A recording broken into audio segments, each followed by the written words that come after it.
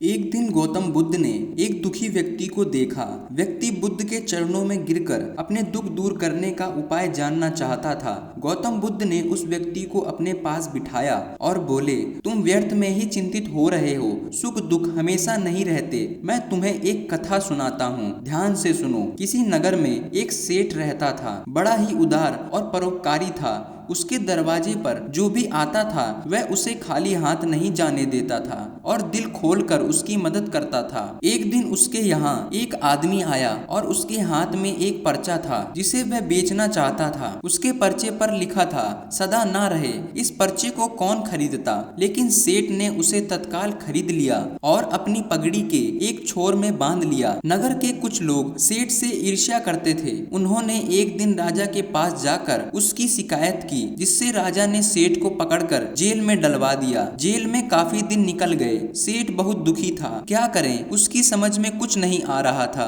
एक दिन अकस्मात सेठ का हाथ पगड़ी की गांठ पर पड़ गया। उसने गांठ को खोलकर पर्चा निकाला और उसे पढ़ा। पढ़ते ही उसकी आंखें खुल गईं। उसने मन ही मन कहा, अरे तो दुख की बात क्या है? जब सुख के दिन सदा ना रहे तो दुख के दिन भी सदा ना रहेंगे। इस विचार के आते ही वह जोर से हंस पड़ा और बहुत देर तक हंसता रहा। जब चौकीदार ने उसकी हंसी सुनी तो उसे लगा सेठ मारे दुख के पागल हो गया है। उसने राजा को खबर दी। राजा आया और उसने सेठ से पूछा, क्या बात है? सेठ ने राजा को सारी बात बता दी। उसने कहा, राजन, आदमी दुखी क्यों होता है? सुख दुख के दिन तो सदा बदलते रहते हैं। सुख और दुख तो जीवन के दो पहलू हैं। यदि सुख है तो हो सकता है कल हमें दुख का मुंह देखना पड़े। ये सुनकर राजा को बोध हो गया।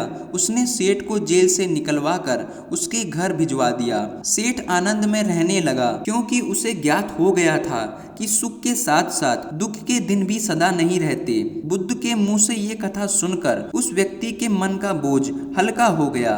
उसने गौतम बुद्ध का आशीर्वाद लिया और अपने घर की ओर चल पड़ा। दोस्तों, मुझे पूर्ण विश्वास है ये कहानी सुनने के बाद आपका भी मन थोड़ा हल्का जरूर हुआ होगा।